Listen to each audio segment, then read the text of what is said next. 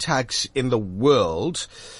We'll try and keep you safe with our guest this morning. We'll get him up on the line just after the next ad break. The national head of cybercrime and forensic specialist from Mike Bolhuis Specialized Security Services, Anthony Boucher, on the show after these messages.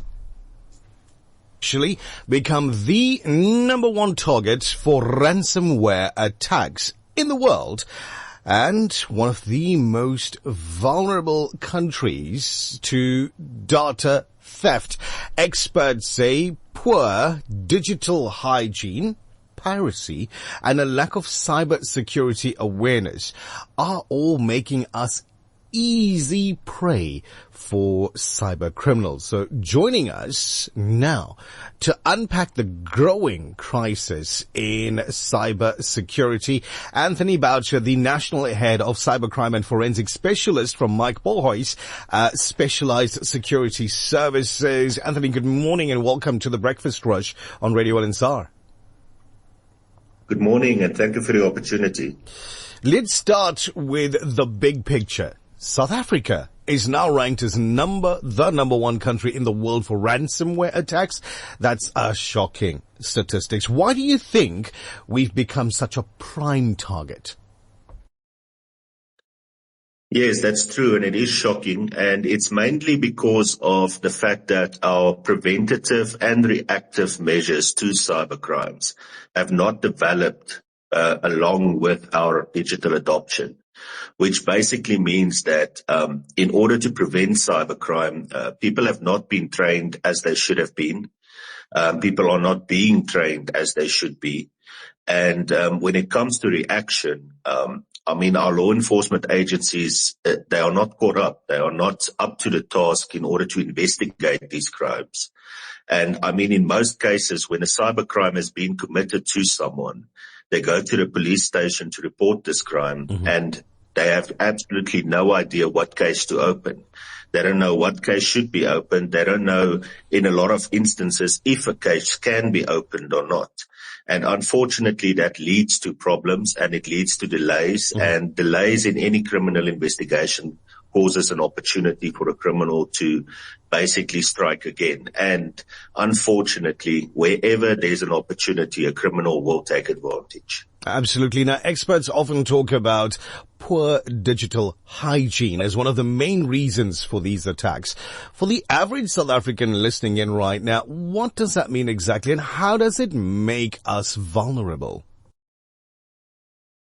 Well, to put it in layman's terms, that's basically in the digital realm, the same thing as in the physical realm where you would leave your door open and unlocked. You would go to sleep without the windows being closed properly. And that it boils down to using the same passwords across multiple websites or platforms, not employing two-factor authentication where it's needed, using public computers for personal or private banking or any form of logging into personal or private systems. And that leaves you wide open, and that comes down to bad digital hygiene. So many people assume cyber attacks only target big companies or government systems. But how are ordinary individuals being caught up in these scams? When it comes to corporate systems or bigger infrastructure, it's always harder to infiltrate. But infiltrating the weak links, which are the individuals working there or individuals connected to the companies, are much easier, especially if no proper education is provided in order to prevent cybercrimes. And in a lot of cases, you can get a lot more done by infiltrating the secretary of a firm and getting her to send you the big information, as opposed to hardcore hacking the firm and getting the information yourself. So a lot of the cyber crimes we see in South Africa are basically forms of social engineering, which is just a nicer way to say manipulation by the subject. It's a lot harder for me to gain access to your computer, but it's easier for me to convince you to just give me the password by tricking you some. And That's what cyber criminals use in South Africa. Indeed. So experts say spotting fake or phishing websites has become easier if people know what to look for. Tell us, what are the key signs that a website or link might be a scam? Well, the main thing is in the address bar. In most cases, what we get with phishing attacks is someone would send you a link via email. You would open the link and it would be some form of urgent request to adapt or change one of your online accounts, for instance. So you would click on this link saying you need to update your Facebook passwords, or you need to update your email passwords instantly, or your account will disappear forever. They create a sense of urgency. That's something we always see. And they create a sense of missing out. So to spot these links, what you need to do is first and foremost hover over the link.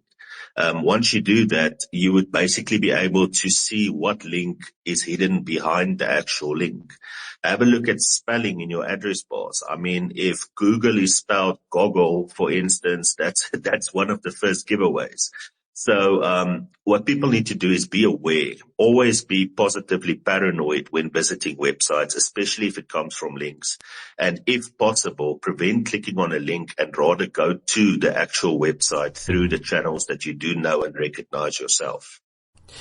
Finally, if someone realizes their data has been stolen or they've accidentally given information to a fake website, what is the first thing they should do?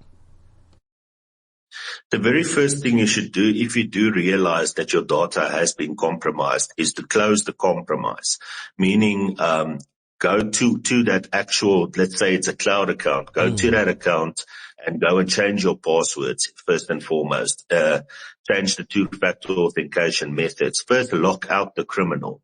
The very next thing you should do is then to inform anybody and everybody that could possibly be related to this or connected to this, meaning if your data was stolen and you do have fellow directors on the company, inform them, let them know, make sure that you let the institutions know, because remember, when I steal your identity documents and your financial statements, my intention is not to go and review how good you've been at business. It's to go and open accounts on your names or to contact your bank and try and get a form of a loan or advance on your name or something. There's always a financial implication. So make sure to inform the entities that work with your finances. Make sure to inform the entities, your clients, and especially your suppliers, that your details has been compromised and that they should not, or that they should actually avoid, dealing with anyone from any other email addresses or phone numbers or anything with regards to that information. Absolutely. Valuable information shared this morning, Anthony. Thank you very, very much for your time and your expertise on the program. We do appreciate it.